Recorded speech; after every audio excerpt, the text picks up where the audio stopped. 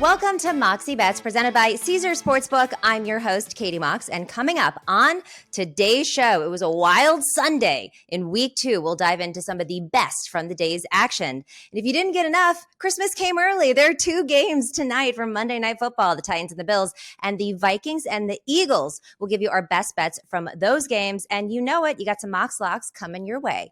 But first, let's welcome in Danny Brasco. Danny, big win for the G-Men. How are you doing? Let's go. 2-0 start. We love Dayball. He's dialing them up. You know, it kind of feels like fool's gold. We'll see, you know, where this goes. But I love the new coach. I love the dicey play calling, and we'll revel in it as long as it lasts. Absolutely. So let's break into some of the biggest games or storylines from the weekend. All right, first things first, let's dig into the 49ers versus the Seahawks. The Niners defeated the Hawks 27-7. And I will say, look, I know a lot of people think I'm gloating because Jimmy Garoppolo was in the game. I've obviously been the biggest proponent of Jimmy Garoppolo for the past 2 years now. However, it was absolutely devastating to see Trey Lance get injured like that. You never want to see something like that. It was a season-ending fracture to his ankle. It's unfortunate for him. It's also unfortunate for the franchise because now we're not going to see what this guy that we traded up 3 whole picks for looks like until the 3rd year. So that's a little bit disappointing, but I do feel more comfortable with Jimmy Garoppolo at the helm, considering the Niners are 31-14 with Jimmy Garoppolo. They're only 9-29 with every other starting QB. Danny, I mean, we take a look at this game. Seattle had absolutely nothing that they could do on offense. I said last week that Geno Smith was the biggest overreaction. He did nothing. He did absolutely nothing. Absolutely no touchdowns. The only touchdown they got was from special teams. If we look at how this game went in the beginning, it was punt, punt, interception, interception, end of half, punt, punt, end of game. So Geno Smith basically did nothing. I thought Jimmy Garoppolo looked amazing. They completely controlled the game with the run game. They had 45 running attempts, 189 yards. Jeff Wilson looked good. He was filling in for Elijah Mitchell, which was amazing. We had Juszczyk and Jimmy Garoppolo both had a first-yard touchdown run. Garoppolo completed 13 of 21 pass attempts, 154 yards with the touchdown and no interceptions. This is all knowing that Jimmy Garoppolo did not do anything during training camp. He did not take one snap during training camp. So he looked pretty amazing to me. I was excited. I feel better about this season. I'm bummed about Trey Lance. But at the same time, I think that the Niners have a real shot now. What do you think of this game? Man, you are vindicated. I mean, you've been calling for the Jimmy G. Of course, yeah, like you said, you want to see Trey Lance, you know, develop and thrive, but that's your guy. You know the offense runs smoother under him, and he steps in immediately, no training camp, like you mentioned. And that's the way that the Shanahan offense is supposed to look, the ground and pound and the management. And Jimmy G took his shots as well. He looked pretty good. So I bet you're very happy that your Niners look back on track. And yeah, Jimmy G back at the helm. I mean, Katie Mox is happy. What else can you say? Well, what else can you say? First of all, and you know, we talked about this, I have never been wrong when it comes to the 49ers and their offseason moves, and specifically the quarterbacks. Everyone always says, oh, you're delusional. You don't know what's going on. And I'm right. Every single time I know this team and I know what's going to happen. Now, of course, I could have never predicted that the Trey Lance would have such a terrible injury just on the second game in. And again, it's absolutely horrible. But I did say that Jimmy Garoppolo was going to play this year. I did say that it was very likely that he was going to stay on the team. And I do think that the 49ers really did themselves a huge favor by buying that expensive insurance policy and having Jimmy G on the roster. It feels like 2017 vibes. You know, he came in also with a hurt quarterback in 2017. It was a rain game. He did crazy. It seems to be that happened again. And you would think from Niners Twitter that everybody hates Jimmy Garoppolo, but I was at a 49ers bar yesterday here in New York City, and the place went nuts when Jimmy came onto the field. They were chanting his name. So I think the faithful are happy. We could all take a sigh of relief, but our heart breaks for Trey Lance. I mean, there's no way around that. The kid and he had a rough week. You know, he had some extracurricular activities where he got a lot of flack from, and then he gets injured now. So, you know, your heart goes out to him. But I do feel very positive about what the 49ers can do now. So let's go. Moving on, the Panthers at the Giants. The Giants defeated the Panthers 19-16. The Giants are 2-0 for the first time since 2016. That's the last time that they went to the postseason. So, I don't know, a little bit optimistic for the G-men. The Panthers have now lost 9 straight games, extending the longest active losing streak in the NFL. Carolina obviously struggled on third down. They only converted 2 of their 12 third down attempts. You're a Giants fan. Tell me what you think. Man. 2-0, Katie. 2-0. Can you believe 2-0. it? 2-0. I was on the Giants money line, by the way. Yes. Wow, spicy. I was actually really scared of it because now we're talking betting, and let's get into the nuts and bolts of that. It looked like a trap game based on the line. I mean, the Giants opening up as favorites seemed outrageous to me. It seemed like such an overreaction beating the Titans. So I stayed away from that game. I played a couple props just for fun. I didn't even put them out as official bets. And Dayball got into another weird situation where, the offense was very, very stale to begin, and he starts dialing up these really, really interesting creative play calls. And I said to my friend, I'm watching the game with him at a bar, and I'm like, did you see that? The coach just scored. Anyone could have been open on that play, and Dayball's making that happen for us. So look, when you put players in positions to succeed when nobody's around them, even the Giants can start 2-0. Let's go, Brian Dayball.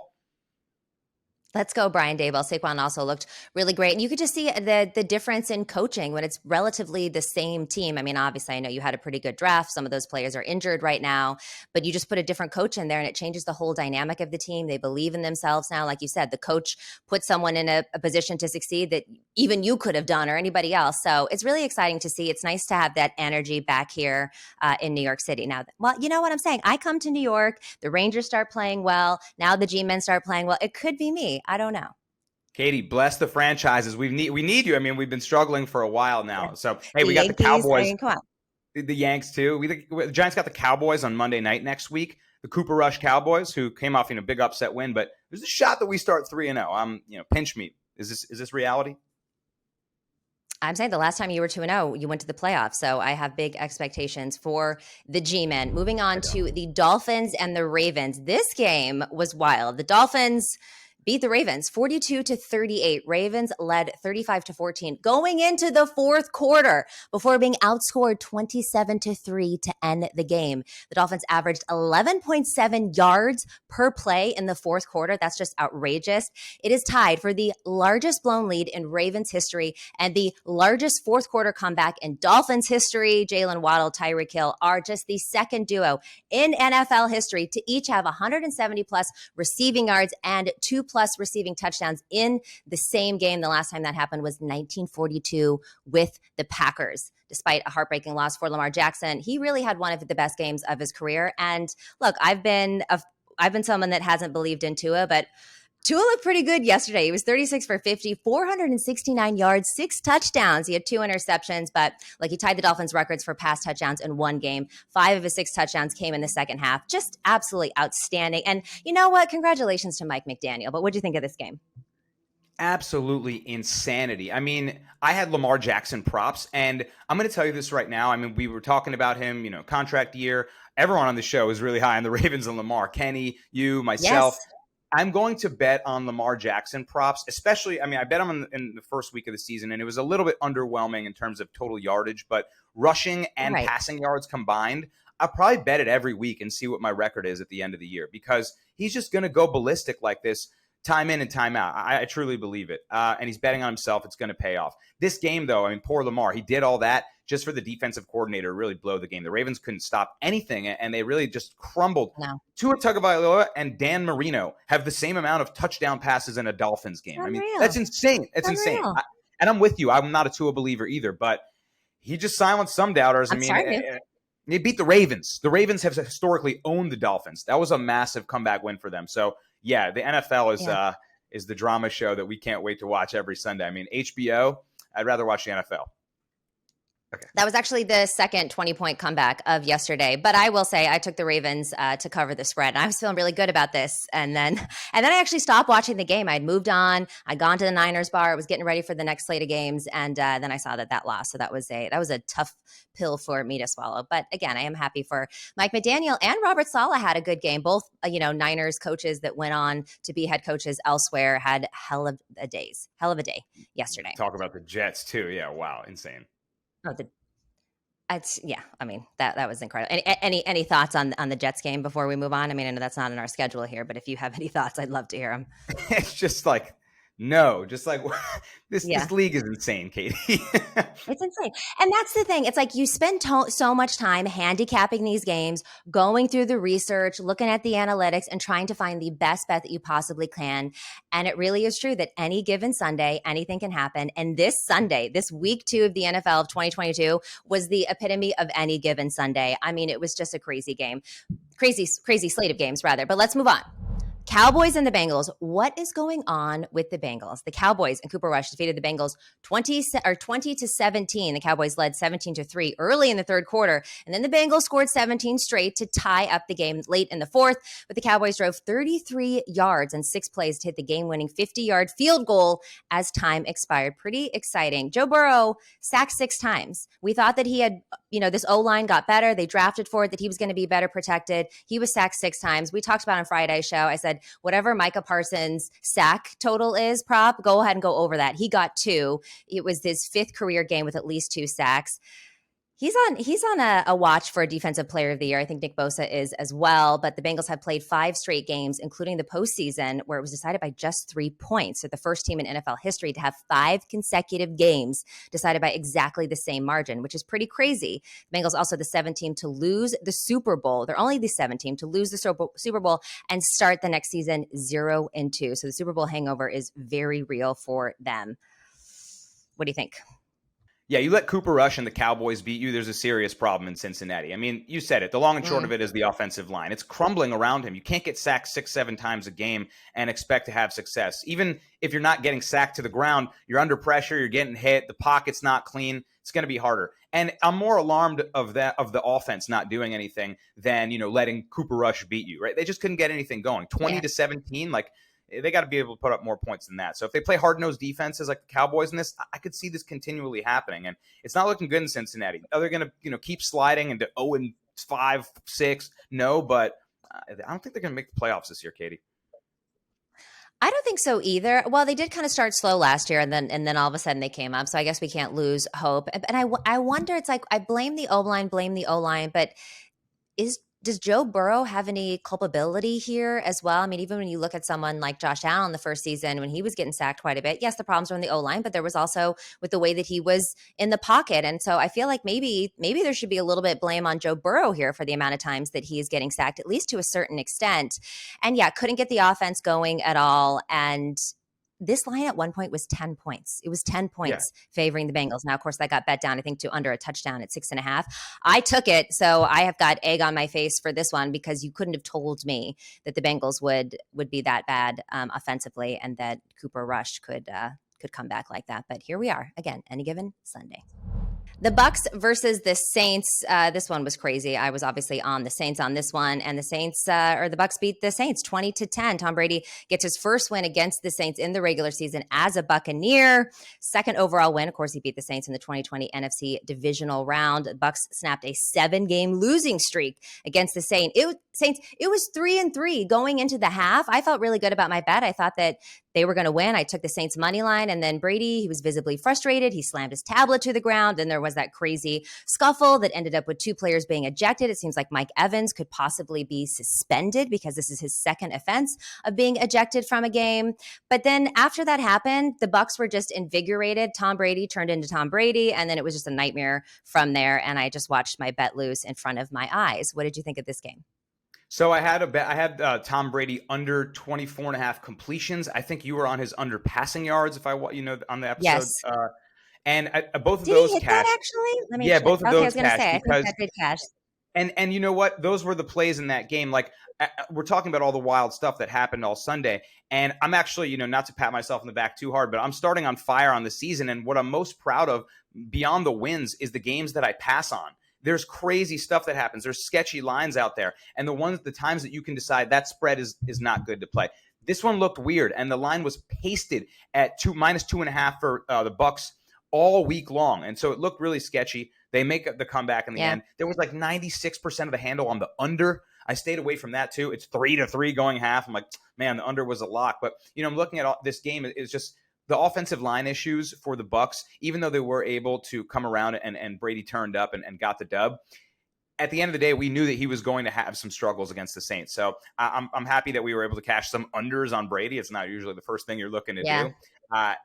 Even if you can't totally kind of figure out how you think the game is going to play out in terms of the score, you can nail some player props if you can identify the game script and how things might play out. So that's a good betting opportunity if you're sketched out by the line or the total.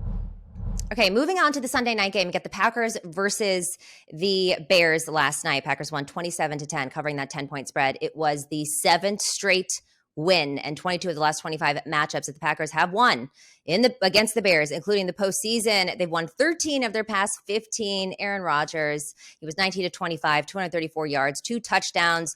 Justin Fields, the fewest pass attempts by a starter in a whole game this season, even less than Trey Lance, who wasn't really in that much. He had 3 attempts, but he left the game with the ankle injury in week 2. David Montgomery actually had a pretty decent game, 15 rush attempts and 122 yards. And, I felt like I tried to get cute with this one, and I took the Packers -3 in the first quarter because I was worried about laying the 10 points. And, the Bears went out there and scored a touchdown.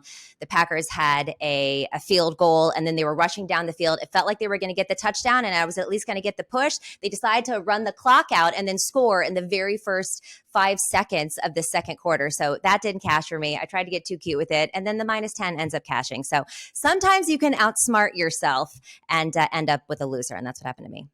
Oh, brutal way to not even get the push on that one. Yeah. Sometimes it's tough, right? Because it's a very tricky sport to bet, but sometimes you just can't overthink it. Like, this is going to happen. Yeah. And I'm going to lay it. But the Packers have always dominated the Bears. It was tough to lay 10, same as it was. Like, I got Falcons +10 against the Rams. It's a different game, but it's the same side of, overreacting to the bounce back. The Super Bowl champs lose bad. Okay, they were -10. The Packers lose bad, come out flat to the Vikings week 1. They're -10. You don't want to lay that, but sometimes, that history just keeps repeating itself. And Justin Fields is having a tough time out there. Katie, we made a joke when Aaron Rodgers and the Packers came out flat against the Vikings, and he was talking about ayahuasca and how that made him win the MVP. Yes. And we said, you know what? Oh, and starting the season like that, we said traditional training camp methods 1, ayahuasca 0. In the game last night, they did an ayahuasca touchdown celebration. He was giving out trippy tea, and everyone was, Katie, it's 1-1. Ayahuasca's on the board. Ayahuasca's on the board. It was 1-1. Yeah, it was a tough look for ayahuasca last week. Good look for ayahuasca. And it was just funny that they had such a good time with it. And that touchdown celebration was really funny. So we'll see how, what ayahuasca's scoreboard looks like next week. All right, people, we're brought to you by Caesars Sportsbook, the greatest sports betting app of all time. See, it's not just about the daily promos, odd boosts, or the hundreds of ways to wager. It's about the immortal words of Caesar himself. You bet, you get with Caesars Rewards. Every bet you place on the app, no matter the outcome, earns towards exclusive perks at Caesars Rewards destinations everywhere. Hotel stays, concert tickets, bonuses, and more. Download the Caesars Sportsbook app, become a Caesars Rewards member today, and get more with every wager. Must be 21 or older to gamble. Gambling problem? Call or text 1-800-522-4700. Lions, Tigers, and tailgates. Oh my, the college football season is always a great time of year. Besides the jerseys, the face paint, and the foam fingers, there's the food. And nothing gets you more fired up for game day than Eckrich smoked sausage. They're naturally hardwood smoked and have the perfect blend of spices. From buffalo sausage dip to sausage chili mac and cheese, Eckrich smoked sausage is a quick way to bring flavor to all your tailgate meals. Visit Eckrich.com for easy, one-of-a-kind sausage recipes. Eckrich, you do you. Moving on to Capper's Corner. It is basically Christmas because we have 2 Monday Night Football games tonight. First one we're going to talk about is the Titans at the Bills. The Bills are 10-point favorites. Tennessee, if you felt like, hey, you want to sprinkle a little bit on the underdog, they're plus 360 on the money line, over under 47.5. The last time that these teams faced on a Monday Night Football was in week 6 of last season. Josh Allen was stopped on the 4th and 1 inside the Titans' 5-yard line. To end the game, Derrick Henry had 143 rush yards, 3 rush touchdowns, including a 76-yard touchdown. The Titans won 34-31, but the Titans have not started 0-2 since 2002, so they're trying to avoid that. And interestingly enough, the Bills have lost 5 straight home games on Monday Night Football. Danny, when I look at your best bets here, it looks like you're taking the prop bet route. You're not taking a side here on the total or the spread. So let us know why you're not doing that. Maybe it's because it's 10 points and the total's pretty low here for these two teams. But what do you like? You like some props? Yeah, I like props in this game more than spreads or totals. I'm starting the season 23-5. And like I said before, a lot of the reason that I'm doing well is because of the things that I passed on. If I don't love the spread or the total, I look to attack in a different way. And I don't really want to lay 10. I do believe in the Bills. revenge game sort of here after that Monday night fiasco. I believe Josh Allen dropped the ball at the one that fumbled, and they lost in epic fashion. In fact, I had a side bet with our friend Kenny, and I had to jump through a table, Bills Mafia style, after they lost that game. So that sucked for my lower back. But I think that Josh Allen will carry the team on his lower back tonight, and they'll probably have a big win. I'm going to look at his partner in crime that'll do it with Stephon Diggs to start things out. He owns the Titans. Even when he was on the Vikings, he had fantastic games against the Titans. And so, he's just doing it at a really efficient rate, a lot of targets, catching at a high clip. And I think he's going to go over his receiving yards total quite easily. It's set low based on last week. I mean, he had over 100 yards receiving. It's at 72.5 right now. Give me Stephon Diggs over receiving yards all day. Okay, well, humble brag with your with how you're doing so far this season, but congratulations to you. I am going to take a stake on the side here, and I'm going to go Bills -10. I felt like I shied away from it last weekend. I didn't lay the 10 points with the 49ers. I didn't lay the 10 points with the Packers. With the Packers, and it didn't go out well for me. So I feel like I'm going to be a little bit ballsier, and I'm going to take the Bills -10. Buffalo went 10-7-2 against the spread last season. They're also 1-0 as home favorites in non-divisional games. 14-6 against the spread since 2003. That's hitting at a 70%. I just don't have a lot of faith in this Titans team. The Bills looked absolutely incredible against the defending champions, the Rams. So give me the Bills -10. What's your next bet? All right, another prop for you. I'm going to go to the other side of the field and look at a wide receiver on the Tennessee Titans, and it's their big rookie draft pick, Treylon Burks, big body receiver. I like the way this kid's looking out of the gate.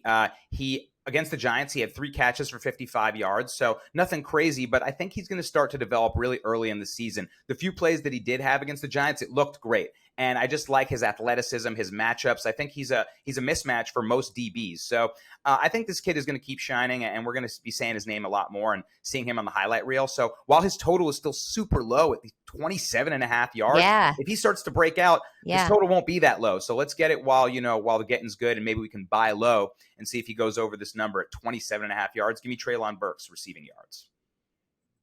I love that. Get it while it's hot. I'm going to tail that one. I'm actually in the under for this one. I do think that Tennessee's defense is going to have to step up more than it did the last time. The under is 4-1 in Tennessee's last 5 games after failing to cover against the spread. Since 2021, Bills games have gone under the game total in 55.6% of contests, while the Titans have gone under in 61% of the time. I think we're going to see a lot of defense here. I don't think it's going to be quite as explosive as people think it's going to be. So I'm going to take this under, which I know seems a little bit crazy because I also took the Bills -10. So you'd hope you'd have more points in order to cover that. But I just don't have a lot of faith in Tannehill and this offense. And I'm curious to see, if Henry gets going. I do like him for an anytime touchdown, which I see you do as well. But I don't know yards-wise or how many touchdowns he's going to get, how productive he's going to be against this Bills defense. But tell me why you like the anytime touchdown for Henry, because we're riding on that one together. So, yeah, we're definitely both riding that one. And look, this is a don't overthink it play, right? I mean, Derrick Henry is going to have to be the identity of this offense if the Titans want to get back on track here. Yeah. And he didn't do all that great against the Giants. It was kind of underwhelming in week 1. Against the Buffalo Bills, he scores touchdowns, Katie. In 2019, he had a touchdown on 20 attempts as well. 2020, 19 attempts, 2 touchdowns, only 57 yards, but got in the end zone twice. And you alluded to it already. Last time they played the Bills, I mean, he went ballistic. 20 attempts, 143 yards, 3 rushing touchdowns. 3 touchdowns. Unbelievable. So, look, we'll see if that Bills defensive front can contain him a little bit. Like they say, you can't stop him. You can only hope to contain him. And that should be good enough for a win and maybe your cover for the Bills if they can do that. I don't think they keep him out of the end zone, though. He's got to get in, and the Titans really need some mojo going. If they're gonna look to anyone to do it, it's got to be Henry. So let's not overthink it. -125 is not a bad line. Normally, I want to get plus money on anytime touchdown scorer props. But when you bet on big names like Derrick Henry, Christian McCaffrey, right, this is the line, and I think it's a fair price. So I like that. Derrick Henry anytime TD, please. Let's ride. Let's do it together. Moving on to the next game, the Vikings at the Eagles. Philly favored by 2.5. They're -135 on the money line. This over under higher at 50.5. It's the first meeting since 2019 where the Vikings won 38-20. Each team is seeking its first 2-0 start to the season since 2016. Kirk Cousins, as we know, he's 6-3 straight up, 7-2 against the spread in his career versus the Eagles. Yes, he doesn't do that great in primetime, but I guess he has won his last 2. What do you think of this game? What's a good bet? So this is tight. And, a lot of NFL is one of the most publicly bet sports. So a lot of the time what weighs my decision on a bet is the market. Where's the public at? Where's the late money coming in? How has the line moved? I'm going to inform that more weighted on my decision than I would maybe stats in baseball or, trends in basketball. And in this one, there's some serious reverse line movement on the game total. The over-under set at 50.5.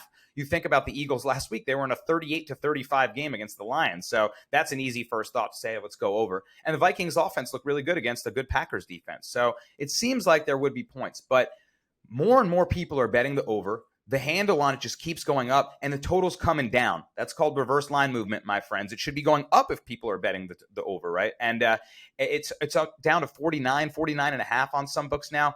Got to get it now at 50.5 on Caesars if you can still grab that, because I think it may end up even lower. And surprisingly, we might see more defense than you think will be the narrative or kind of game script in this one. So, yeah, based on the line movement alone, give me the under. Look, I usually don't like to argue against reverse line movement. I see that. I agree with you. I like to hop on it, but I'm on the over 50.5 in this game. These are two explosive offenses, both teams finishing in the top 10 in yards per play, and they're capable of scoring 30 points each, despite holding the Packers to 7 points in week one. The Vikings surrendered the seventh highest rushing EPA in the league. The Eagles scored 38 points in week one. It was the second most in NFL scoring on 50% of their possessions. So even though there's this reverse line movement, I still like the over. I still think that this is going to be a big offense explosion. So I guess next Monday when we meet here again, we'll have to see who won this one for the over. But what's your next bet? And just to make one more point, this is what's so interesting about sports betting, right? I can't argue with anything you said. You're playing the stats, I'm playing the line. We'll see which one works out. But there's, this is the angles of the game, and we'll come back and reflect on Monday. Yes, I can't wait. What's your next bet? All right, next up, I'm going with my man Jalen Hurts, over 50.5 rushing yards. Last week, he had 17 carries for 91. Let's not overthink this, Katie, right? Yep. I mean, the Eagles, you mentioned it already. Their identity is the rushing offense. The Vikings' rushing defense was poor last year, so we got to think they're going to look to run the ball and do it often. They scored 38 points last week, and they had no pass TDs. They did it all on the ground. They had the pick six, of course, but it was all the ground game. And Jalen Hurts, while he still figures out, how to throw over the middle of the field, he was connecting with A.J. Brown. It looked good. He's still got work to do in the passing department. We know that. So he's going to have to use his legs and make plays. This total's still fairly low to me. I wouldn't be surprised if he goes way over this. If you see it at 70 next week, if he explodes over. So while we got a good line again, give me Jalen Hurts over 50.5 rush yards. All right. Well, we're against each other on the total, but we're in lockstep here on Jalen Hurts over 50.5. I also locked this in. You already alluded to it, 17 carries, 91 yards versus Detroit. He also had 50 yards or more in 8 of 15 games last year. In 2021, Hurts had a 6-game stretch, averaging 56.4 rushing yards per game from week 7 to week 12. Like you said, I think this is going to go way up in the following week. So let's lock this one in together. I also like the Eagles to win this game. I like the Eagles on the money line. And I went back and forth between the minus the 2.5 and the money line. Ended up being a little bit of a wimp here, and I'm going with the money line, even though the odds aren't as good at minus 135. Both of these teams coming off huge wins. But if you look at how well Detroit played yesterday, it makes the Eagles win a little bit more impressive, whereas the Packers just had a terrible game one. And that's not to take anything away from the Vikings, but that wasn't the real Packers team I think we're going to see throughout the season. Whereas you look at these Detroit Lions, and I think they might surprise people. Also, home opener in the city of brotherly shove. That's the edge to Philadelphia. I'm going to give that to them. Minnesota has strengths on both sides of the ball, offense and defense. However, the biggest concern for me, Minnesota, the interior line holding up against that Eagles front. Kirk Cousins also 0-6 straight up and against the spread career as an underdog on Monday Night Football. Well, that's your angle right there. And you know what? You got some good, you got some good trends there. And I agree. I mean, the Eagles front on both sides, defensive and offensive front, might push the Vikings around. So that could really be a thing that opens up the game. But man, again, the line and the betting action is so interesting on this. I mean, it was very 50-50. And then the Eagles, we talk about it often, are such a heavily bet market, right? The Eagles fans go to the window for their team. So it looks like more money is on their side now, but I don't know if it's, pros or if it's just, gung-ho Eagles fans. So yeah, they're at home here, 2.5 though. Normally you get 3 if, for home field advantage. I guess that says that, maybe the Vikings would be favored if this was on a neutral field. I mean, everything about the line scares me. And I'm going to stay away from it personally. But like, if I had to make a play, it's hard to not take the Eagles at home here. I mean, I think that run game could look really good tonight. Go Birds. You got one more play in this game, right? I have uno mas for the people, Katie. And I'm going to go with something that's been working out for me. It's actually a running back over receiving yards. And I cashed this on Javonte Williams last Monday when we were talking Seahawks Broncos. Actually, very easily, not to toot my own horn again, I'm arrogant today, but he had 8 catches. He had 8 catches in that game. He had more catches than any receivers. And it's a similar reason that I like it here in this one. The defensive front for the Eagles is scary, and Dalvin Cook is a fantastic running back, but it's not really the strategy shouldn't be let's downhill run against Fletcher Cox and Jordan Davis, right? Let's try to go up the middle on halfback dives. I like him to get to the outside, to go side to side and open up the field. And maybe the linebacking core is also really good for the Eagles. So maybe they try to drop the linemen and run some screens and let everyone come through and run into the backfield and dump a couple screens to Dalvin Cook. He got 5 targets last week. He only had 3 catches and went a yard under this total that it's set here at 19.5. But I think it's just going to be a good check down option again against a good defensive front. Kirk Cousins needs to find a safety. Dalvin Cook will be there. He can make you miss. And again, low total. So give me Dalvin Cook over 19.5 receiving yards. I think it's kind of sneaky. Yeah, it's kind of sneaky. I like it. I might ride with you on this one. Football season is here, and nothing beats seeing your favorite team live. Not only does Vivid Seats have great NFL ticket prices, they're also the official ticketing partner of ESPN. And with Vivid Seats rewards, when you buy 10 tickets, you get the 11th free. Download the app or visit vividseats.com today. Vivid Seats, life happens live. Receive a reward credit equal to the average price of 10 tickets purchased, excluding taxes, fees, and processing costs. See vividseats.com/rewards for terms and conditions.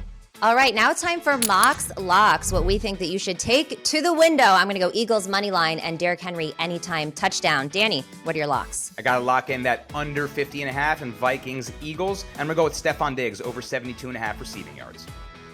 Let's get it.